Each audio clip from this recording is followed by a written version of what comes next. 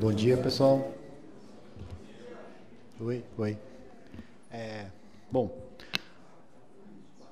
esse é o seminário. Bom, eu vou fazer uma mini apresentação do seminário, porque eu estou vendo que tem algumas pessoas que, apesar de morarem aqui perto, nunca vieram no seminário, vieram hoje pela primeira vez. Mas, tudo bem. Bom, esse é um seminário de coisas legais. Ele costuma acontecer de sextas-feiras às 13h13, como vocês podem notar.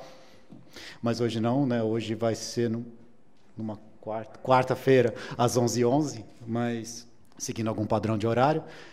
É um seminário que costuma ser apresentado por alunos, em geral aqui do ICMC ou aqui da USP, às vezes da Federal, mas a gente às vezes abre exceções para outros professores. Quem quiser ver os seminários anteriores, a gente tem um canal no YouTube, essa palestra vai ser gravada também, fica lá no YouTube depois. Bom, acho que sem mais delongas, então a gente hoje temos como convidado o professor Marcelo Viana, que vai apresentar sobre simetria, o encontro da arte com a matemática.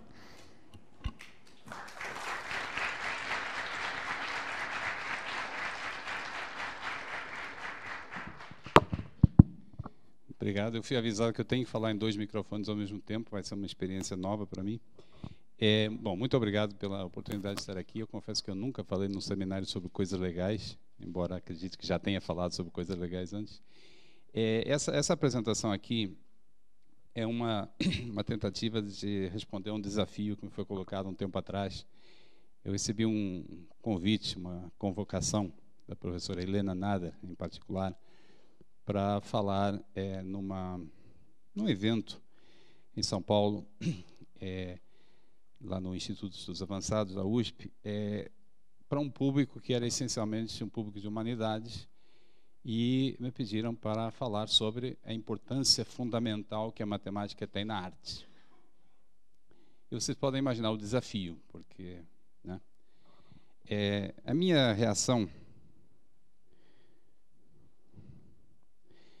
foi, em primeiro lugar, constatar que a presença da matemática na arte é evidente. Basta olhar, enfim, analisar obras de arte. Essa é uma pintura da Beatriz Milhazes, que me foi apresentada pela minha filha, eles estudaram na escola, e você olha e você vê que tem matemática aí contida nessa imagem. Mas há muitos outros. Nesse evento em São Paulo, eu conheci o Cildo Meirelles, pessoalmente, que é autor de várias obras, várias peças que eu não conhecia e que são interessantíssimas pelo modo como elas fazem cócegas com a matemática. Mas não é só na pintura. Essa é uma das escadarias mais famosas do mundo, a escada Bramante, fica no Museu do Vaticano. Curiosamente, é uma escada muito antiga, mas essa é uma versão relativamente moderna, e eu vi a foto da antiga. É um dos raros casos em que a moderna é muito mais interessante que a antiga. A antiga não tinha graça, mas essa a gente olha e a gente vê coisas. Quando eu falo a gente aqui.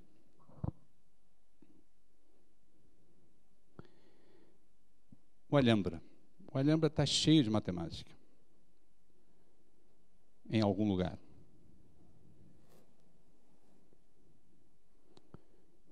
Esse é um edifício famoso em Londres. Edifício Gherkin.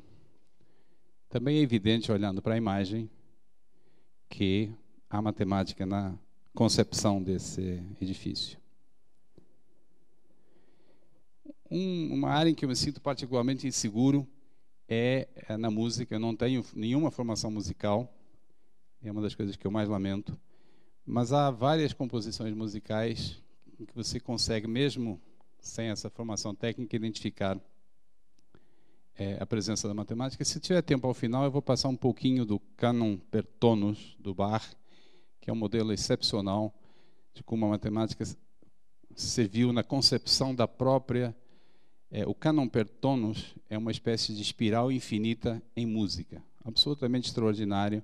A matemática está lá desde a concepção. Eu fui falando aqui que a matemática, evidentemente, está na arte, mas tudo isso para convencer vocês de que não é fácil explicar por quê. A presença da matemática é, em certo sentido, evidente na arte, mas é sutil. E como é um domínio em que nós, matemáticos, modelo emblemático das ciências duras, precisamos dialogar com artistas que, por definição, estão na outra ponta do espectro. Esse diálogo é complicado. Eu, por exemplo, acho essa famosa obra do Magritte um exemplo do que é matemática na arte. Não vou tentar explicar aqui porquê, não sei nem se eu tenho competência para isso, mas isto é matemática, na minha avaliação. Não sei se algum artista concordaria comigo. Outro exemplo, essas duas pinturas, ambas têm o mesmo título, ambas se chamam Infinito.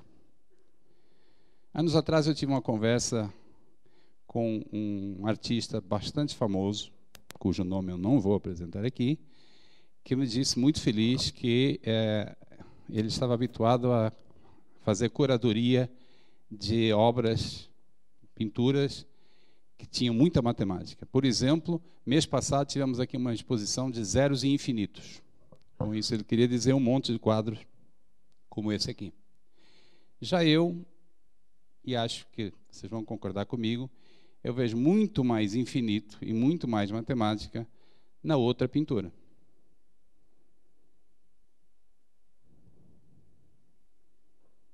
Depois, sempre que o tema é matemática e arte, imediatamente na conversa, eu até demorei um pouquinho para introduzir, só para criar uma expectativa, imediatamente aparece o mito da razão áurea. Eu acho que para esse público eu não tenho que explicar o que é a razão áurea. Esse número φ, definido pela relação, é a proporção de um retângulo, proporção entre os lados de um retângulo, com essa propriedade aqui de que A mais B, que é o comprimento maior, está para A, assim como A está para B. E quando você resolve essa equação de grau 2, você encontra um número irracional, 1 mais raiz de 5 sobre 2, φ, normalmente é chamado de número φ, chamado de proporção áurea. Qualquer discussão sobre matemática e arte, imediatamente introduz esse número, porque se supõe que essa proporção... Eu era criança, eu lembro de ter encontrado a proporção áurea num livro de divulgação, com 10 anos, talvez, e explicava o livro que essa é a proporção mais elegante, esteticamente mais agradável. Infelizmente, o livro não explicava por quê. E até hoje eu não encontrei uma boa explicação.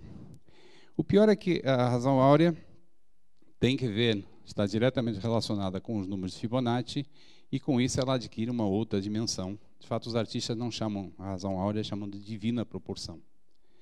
Há uma inspiração que vem de Deus. Se vocês buscarem na internet, vocês vão encontrar um monte de exemplos de aplicações da razão áurea na arte. Esse é um dos mais famosos. O Parthenon, modelo clássico de elegância e proporção, teria sido construído a partir da proporção áurea. Inclusive, a teoria é de que o número se chama Φ, em homenagem a Fídias, o arquiteto do Parthenon. Bom, qualquer especialista sério vai dizer para vocês que essa teoria é altamente improvável.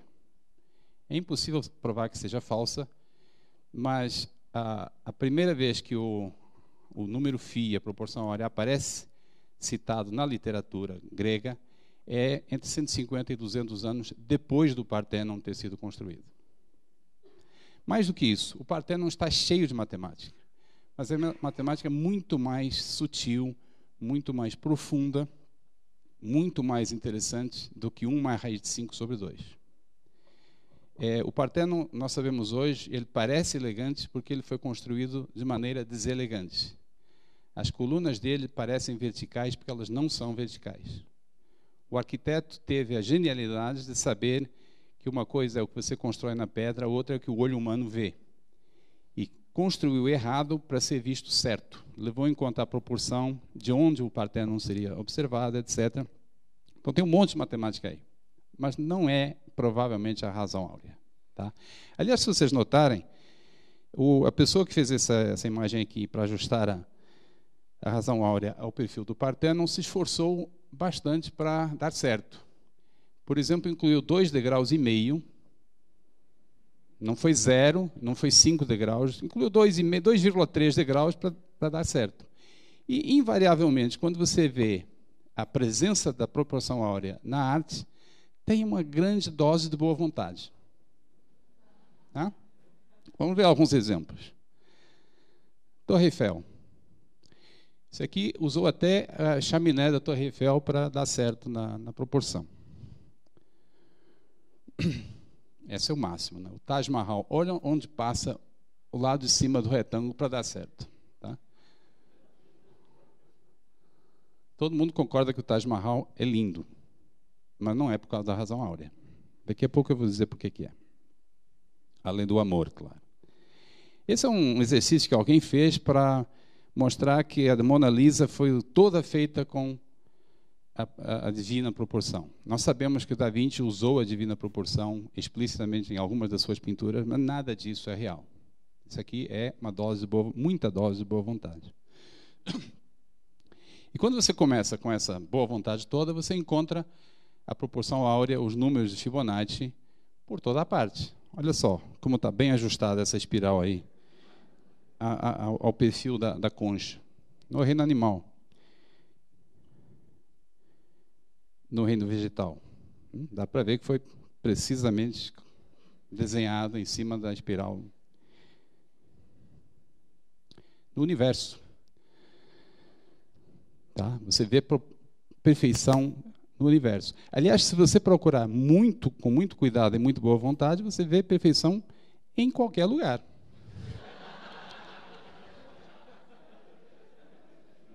Não é? Então, vamos baixar um pouco. A proporção áurea foi usada explicitamente por vários artistas, alguns conscientemente, outros não. Tive uma conversa muito interessante com o João Cândido Portinari, que é o filho do Cândido Portinari, que me disse que o pai dele tinha a maior fascinação pela ideia da razão áurea e utilizou em algumas obras. Li um artigo há pouco tempo como Le Corbusier descobriu a razão áurea, ficou tão entusiasmado que marcou uma conversa com Einstein para conversar sobre o assunto.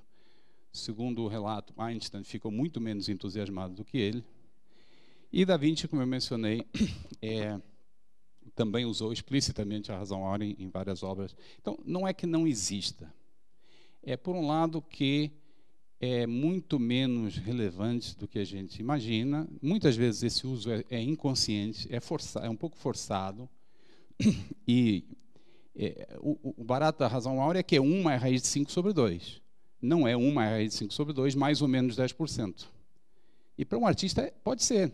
Tá? Então, se perde muito da relevância matemática nesse processo. Mas o meu ponto aqui é, sobretudo, que não é o melhor, está muito longe de ser o melhor exemplo da presença da matemática na arte. Então, esse foi o meu ponto de partida. Há manifestações muito mais profundas, muito mais relevantes, também do ponto de vista nosso, de matemáticos, da presença da matemática na arte. Esse foi o meu ponto de partida, essa convicção, para pensar como é que eu iria falar para o pessoal de humanidades sobre matemática na arte. A solução que eu encontrei para essa equação foi focar na ideia de simetria, que é o título dessa palestra. Simetria é uma ideia extraordinariamente profunda. Simetria, escrevi aí, acredito, é um princípio constituinte do nosso universo e da vida. O universo está escrito em linguagem de simetria. Você olha à sua volta e você vê que os seres vivos, nós mesmos, temos embutido em nós a ideia de simetria. Essa rainha do Egito, Nefertiti, é considerada por vezes a mulher mais bonita que já existiu. Um título complicado de ser decidido, mas certamente a simetria das feições dela é uma das razões para esse título. Alguns seres vivos, a simetria axial que nós temos é muito comum, mas alguns seres vivos têm simetrias de outro tipo. A estrela do mar tem uma simetria de outra natureza. Isso tem um papel na constituição dos seres vivos, porque as simetrias permitem que o nosso projeto possa ser escrito em DNA com muita economia. Essencialmente, você tem que fazer o projeto para um braço da estrela e depois dar uma instrução de rode 120 graus e 120, né? E não é 120, é 108 graus, e reproduza o que você já fez. E pode usar o mesmo projeto para fazer os demais braços. Aí eu procurei um outro exemplo de simetria. As imagens eram tão horrorosas que eu preferi usar um brinquedo. A centopeia tem um outro tipo de simetria. O corpo dela é segmentado e, de novo, há uma razão objetiva para isso. O DNA da centopeia tem um conjunto de instruções para produzir um desses segmentos. E depois tem um pedacinho pequeno de código para dizer faça isso 100 vezes. E é por isso que o bicho fica desse jeito. Um dos nobres da física mais destacados, na minha avaliação, Philip Anderson, escreveu essa frase fabulosa: é apenas um pequeno exagero dizer que a física é o estudo da simetria. O que os físicos fazem é estudar a simetria do universo ou a falta de simetria, e como um e outro são responsáveis pela existência das partículas subatômicas, dos campos de força, das galáxias. Essa é a matemática das galáxias, que é mais interessante do que forçar uma espiral em cima do desenho. E claro, como em tudo, a matemática tem a primeira e a última palavra no assunto.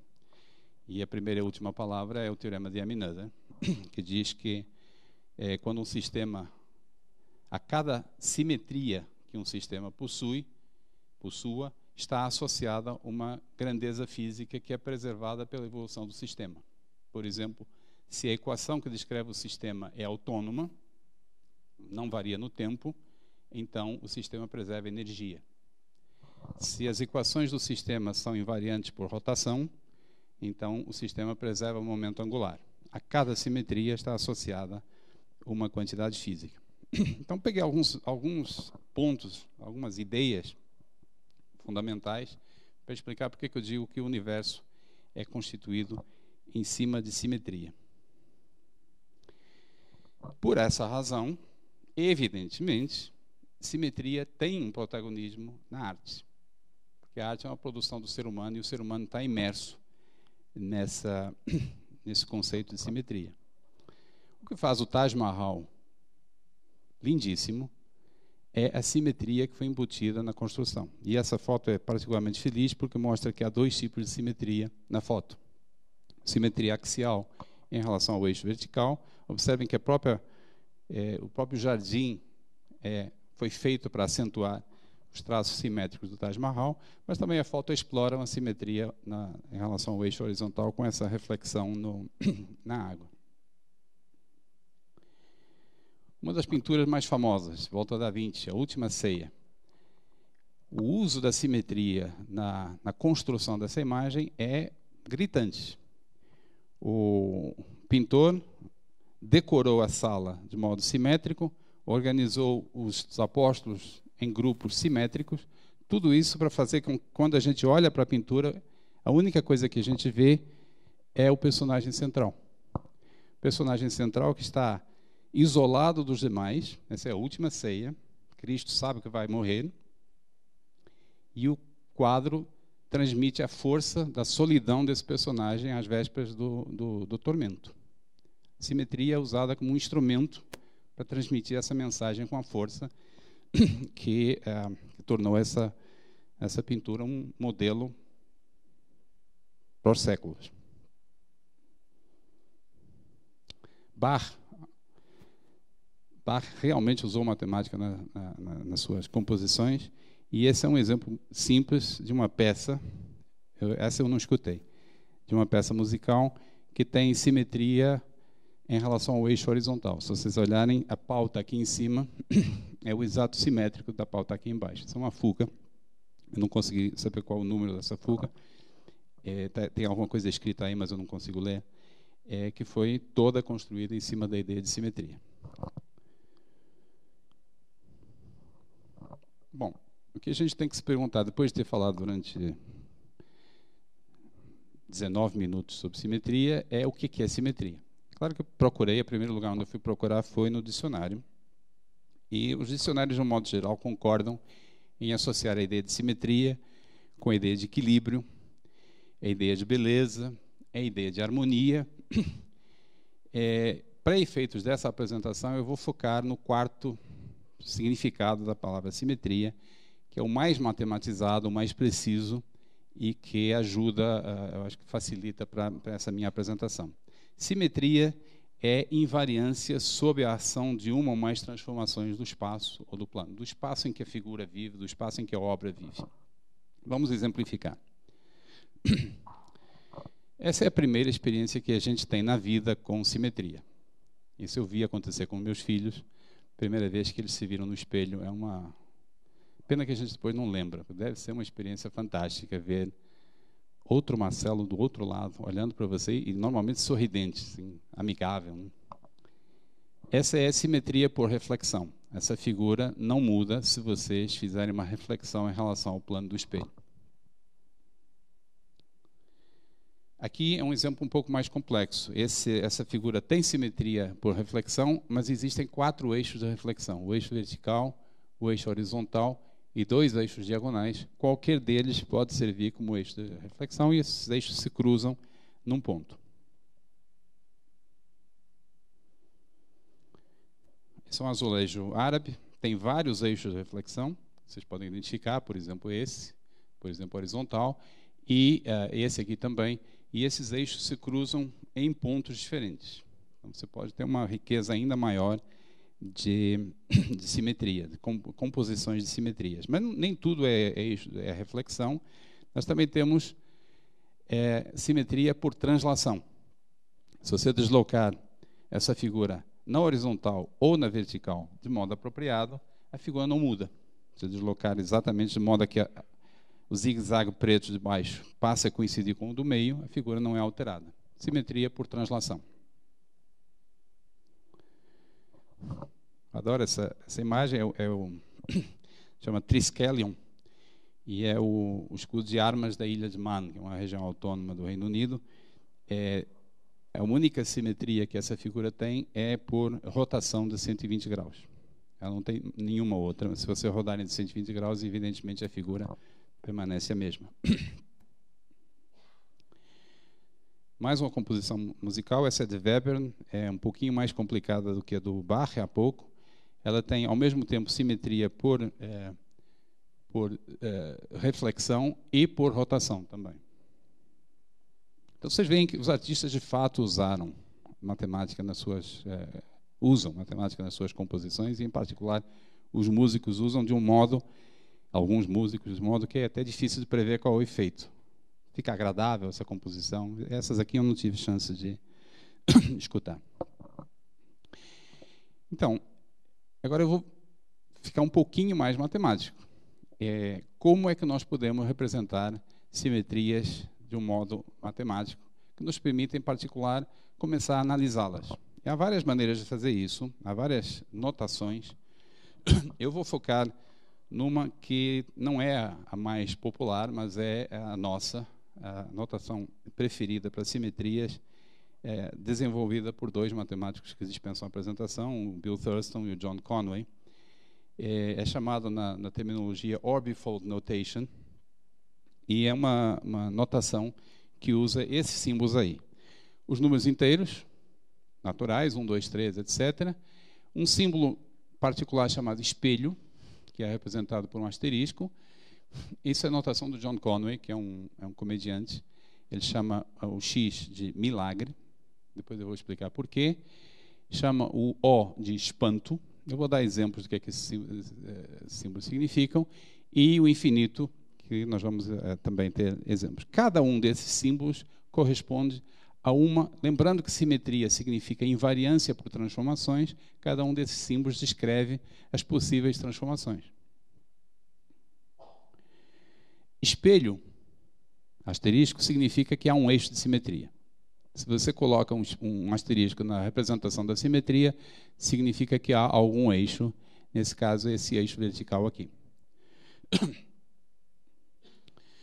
Você usa um número inteiro, 1, 2, 3, 4, quando há simetria de rotação em torno de um ponto. Por exemplo, aqui, se vocês focarem nesse ponto, vocês veem que a figura fica invariante por uma rotação de 60 graus em torno do ponto. Então, aqui, essa figura tem, na representação da simetria dessa figura, é uma composição do Escher, na representação apareceria o número 6. Isso, o número inteiro à esquerda do asterisco. Se você colocar um número inteiro à direita do asterisco, significa que você tem N espelhos, N eixos de reflexão, cruzando-se no mesmo ponto. Por exemplo, aqui se cruzam 1, 2, 3 eixos de reflexão. Então, aqui na representação da simetria dessa figura, usaríamos um asterisco para dizer que tem algum eixo de reflexão, e à direita do asterisco colocaríamos um 3 para dizer que há 3 eixos se cruzando em um mesmo ponto. Milagre significa uma situação em que você tem na figura um motivo, um elemento, também tem o elemento refletido no espelho, a imagem simétrica, mas você consegue passar de um para o outro sem cruzar nenhum eixo de reflexão.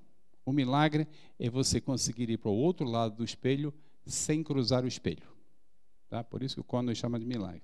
Essa é uma fachada de uma pousada na Alemanha, e vocês veem que tem essa composição aqui. Tem a simétrica dela, que é essa aqui, idêntica, mas simétrica. No entanto, você consegue passar de uma para outra sem usar a reflexão, basta usar uma translação. Você pode deslocar para a direita, daí o milagre. A Alice foi para o outro lado do espelho sem passar pelo espelho. O espanto é quando a sua simetria não tem espelhos, não tem rotações, não tem milagres. Nesse caso, é um teorema, um lema, que a figura tem necessariamente simetria por duas translações diferentes. É uma das mais difíceis de encontrar na arte, mas se vocês têm crianças, vocês já viram esse padrão. Essa tem que levar em conta as letras, tá? Para que não haja simetria de reflexão. Mas se você levar em conta as letras da marca Lego, esse é um exemplo perfeito de simetria de espanto. O infinito significa que há uma única translação e tipicamente aparece associado a imagens como essa, que a figura se reproduz numa certa direção. Eu estou dando a palestra como eu daria para um público de humanidades, tá? Daqui a pouquinho eu vou contar alguns segredos do que isso significa e por que é que essa notação se chama Orbifold Notation, mas no momento vamos manter a civilidade. Por exemplo, essa figura tem uma simetria chamada caleidoscópio, por razões que qualquer um que já brincou com caleidoscópio sabe. O código dela é asterisco 333, que significa o quê? Asterisco significa que existem eixos de reflexão, existem espelhos, e existem 3 pontos diferentes nos quais se cruzam 3 espelhos diferentes. O número, cada um desses 3 significa, aqui se cruzam 3 eixos de reflexão, aqui se cruzam 3 eixos de reflexão e aqui se cruzam 3 eixos de reflexão. São 3, 3, porque são 3 pontos, e cada um dos 3 representa o número de espelhos que se cruzam, o número de eixos de reflexão que se cruzam nesse ponto. Eu evito mencionar demasiado Escher, porque Escher era talvez o mais matemático de todos os artistas, não tem muita graça. Ele era um dos nossos, mas alguns exemplos aqui de algumas simetrias que aparecem em Escher. 2, 2x, 3, 3, 3. Aqui nós temos, lembra, são simetrias de rotação, não tem espelho porque não aparece o asterisco. E essa aqui é o caleidoscópio, numa realização do Escher, o asterisco 333. É um exercício muito divertido pegar uma figura com simetria e calcular o respectivo código. Tá? Eu vou passar isso na lista de exercícios. Vocês estão avisados. Né? Muito divertido. Eu fiz isso um tempo atrás e agora já esqueci. Agora, um pouquinho de notação. Simetrias onde aparece o símbolo infinito são chamadas frisos. Aqui está mais um friso. É o friso asterisco infinito, infinito. Eu estou mencionando isso também porque ajuda a entender o que é que o símbolo infinito representa, não entrando em tecnicalidade. Significa que é um tipo de simetria adequado para você fazer frisos, tá? Uma figura que é meio que unidimensional, tá? É isso que o infinito representa. Aquelas que não são chamados frisos são chamados papéis de parede, porque são mais adequados para simetrias bidimensionais. E existe um teorema que o Conway chamou de teorema mágico. É um teorema formulado no século XX, na segunda metade do século XX. Provavelmente poderia ter sido provado antes, mas ninguém o formulou. Foi provado no século XX e é um teorema absolutamente fantástico. Existem exatamente 24 tipos de simetrias. São 17 papéis de parede e 7 frisos. E os respectivos códigos estão indicados aí. Em azul são os papéis de parede e em abóbora os 7 frisos. É só o que existe. Tá? Então, eu prometi um pouquinho de matemática aqui, assim, com o gravador desligado. Como é que é a prova desse teorema?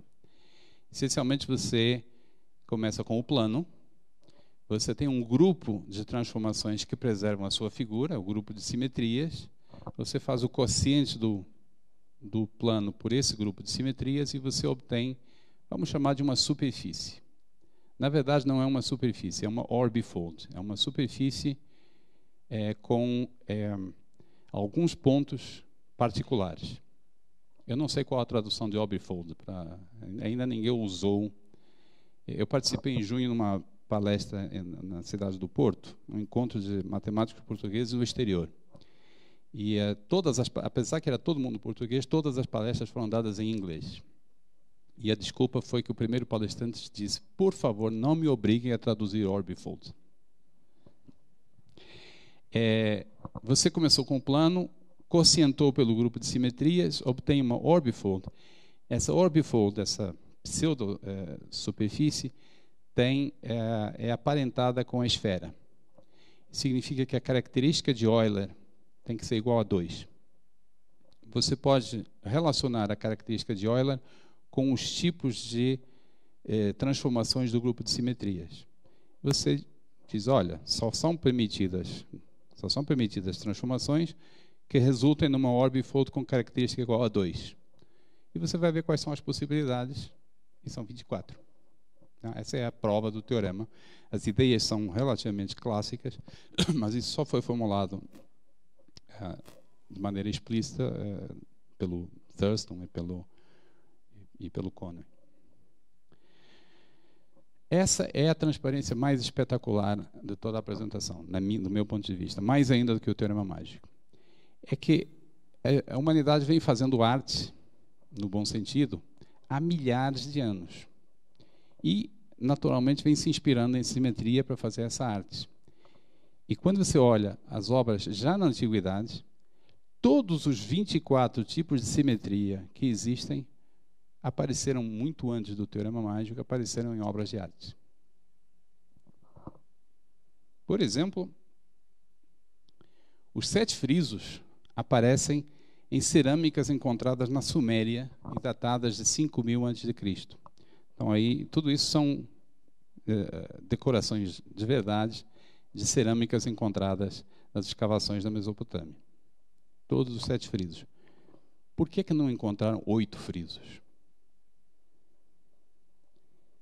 Para mim é fascinante pensar que os artesãos que fizeram essas cerâmicas estavam brincando com a imaginação deles, com a criatividade, fizeram tudo o que podia ser feito e não fizeram mais porque a matemática não deixou. Não é vertiginoso?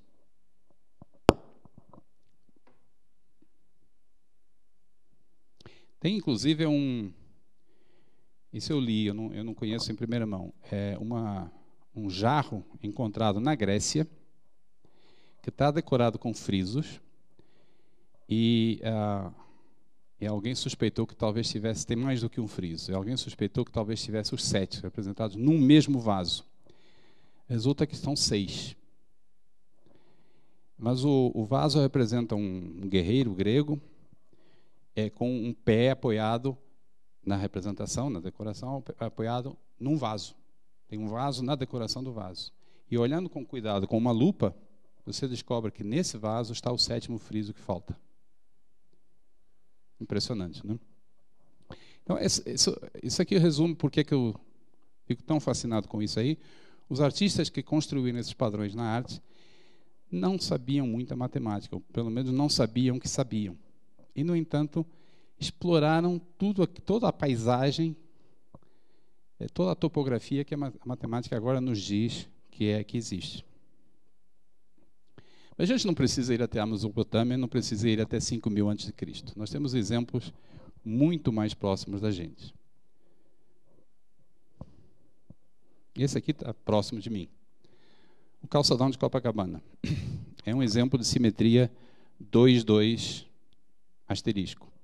Nessa imagem aqui embaixo, está uma explicação muito rápida. 2,2 asterisco significa que há dois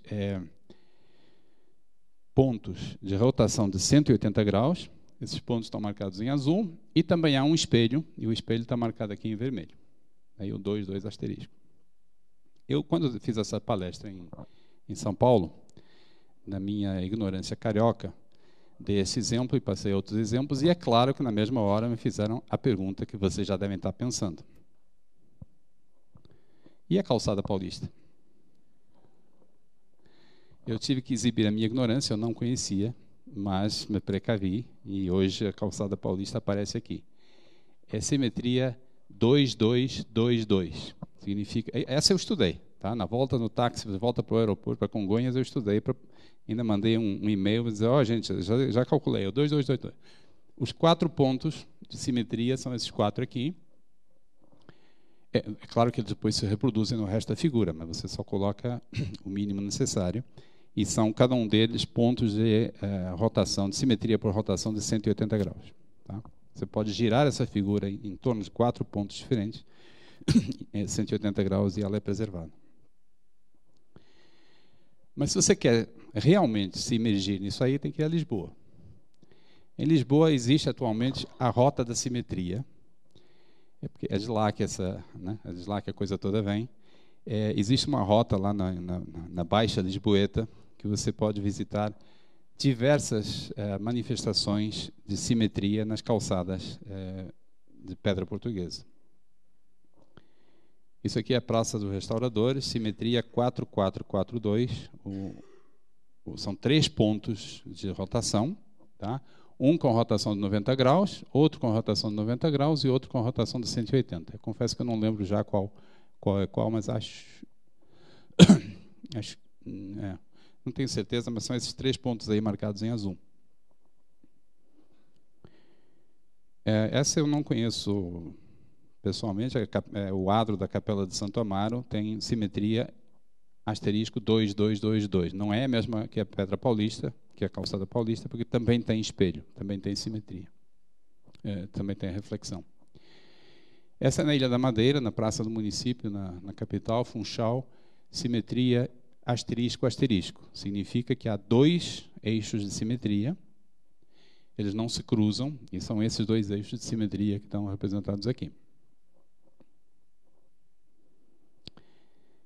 Essa, alguns de vocês devem conhecer, é a calçada na frente do Instituto Superior Técnico, um dos melhores centros de matemática e engenharia em Portugal. Simetria asterisco X, asterisco significa espelho, e o X é um milagre. É você poder passar de um modelo, de um elemento para o seu simétrico sem passar por nenhum espelho. Os frisos também aparecem em Lisboa. Isso é a calçada em frente da igreja de São Julião, 2 asterisco infinito. E esse é no Largo do Chiado, na parte mais central de Lisboa, que é simetria asterisco infinito infinito. Claro que os nossos colegas lá em Lisboa saíram, quando se deram conta da riqueza que estava aí, saíram a campo. Em 2010, fizeram um projeto, usaram alunos de pós-graduação para sair pesquisando as calçadas e chegaram à conclusão de que nas calçadas de Lisboa existem todos os frisos E existem 11 dos 17 tipos de papel de parede. Aqueles que não foram encontrados até agora são o 632, o 333, o caleidoscópio, que é o asterisco 333, o 22X, o 4 asterisco 2 e o espanto. São os únicos que estão faltando. Me disseram que, depois disso, encontraram um deles, o 4 asterisco 2, foi encontrado em Guimarães, uma cidade do norte, que foi a primeira capital. Então, só está faltando encontrar 5 dos padrões nas calçadas portuguesas. Aliás, mais do que isso, eles têm um pré-acordo com a Prefeitura de Lisboa, isso é um pouquinho trapaça, né?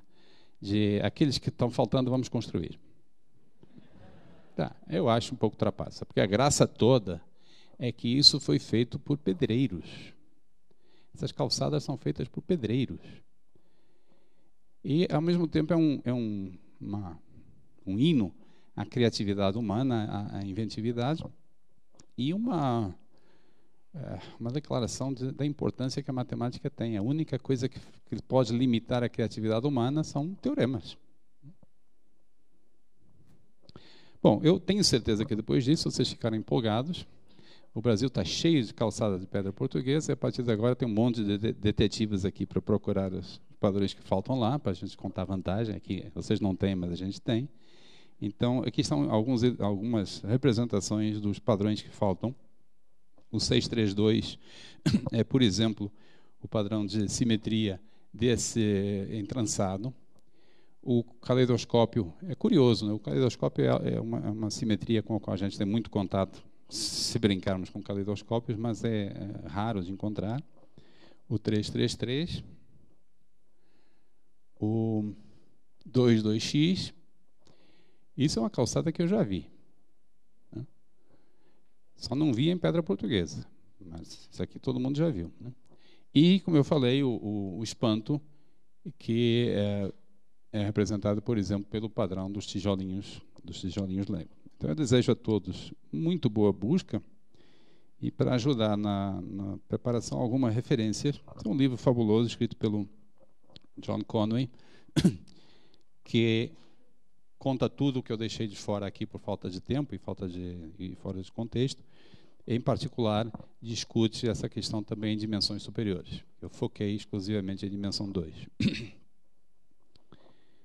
Eu conheci o Conway, conheci antes, mas eu conversei com ele pela primeira vez em Lisboa, quando ele estava dando um curso justamente sobre o teorema mágico. A Ana Canas da Silva, que é uma colega que originalmente estava em Lisboa, atualmente está no ETH em Zurique, escreveu um livrinho delicioso chamado Simetria Passo a Passo. O único problema, eu menciono porque é realmente lindo, o único problema é que é vendido exclusivamente pelos correios portugueses e é difícil para caramba de comprar na internet. Mas se alguém tiver chance de encontrar em livrarias, etc., lá, provavelmente, vale a pena. E há vários vídeos no YouTube, se vocês colocarem, esse em particular, que é produzido pelo Instituto de Santa Fé, é maravilhoso. Tem um comentário que é preliminar, que explica para um público leigo o que está em causa. É sobre música e matemática, sobre simetria em música e matemática, e o grafismo, o vídeo, os gráficos são muitíssimo bem feitos. Merece uma visita. E antes de vocês aplaudirem, eu quero tentar mostrar aqui, tem internet aqui no computador, quero tentar colocar o cânon per tonus do Bach para nos dar um outro ponto de vista.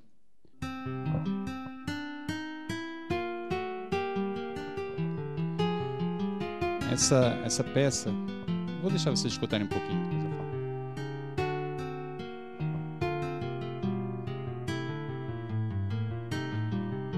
Ela começa em Dó. Si minor é Dó.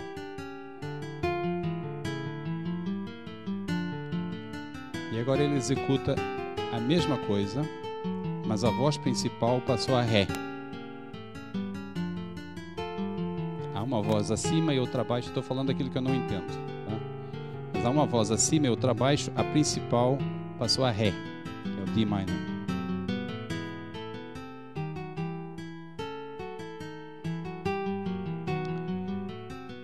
gradualmente a voz de cima vai começando a sumir.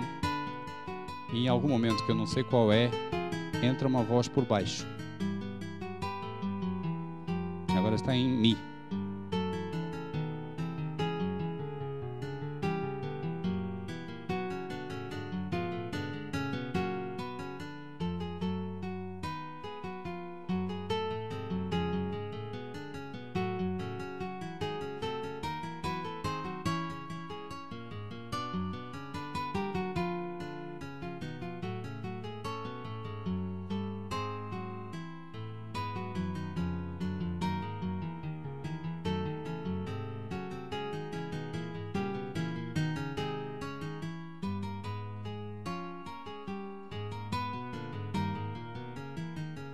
Vou deixar ele até o final, mas vou contando a história. Gradualmente todas as vozes vão subindo, mas a voz de cima vai desaparecendo e entra uma voz por baixo. Então toda a música está o tempo todo com derivada positiva. É uma função com derivada positiva, tá? Às vezes se chama em inglês always never descending. Não decrescente o tempo todo, e após 7 repetições, 7 ciclos, aí já estamos no 6º, após 7 ciclos, a voz principal que começou em Dó e a essa altura já foi substituída por outra, volta em Dó, após 7 ciclos. É uma função crescente, periódica, realizada por um gênio da música.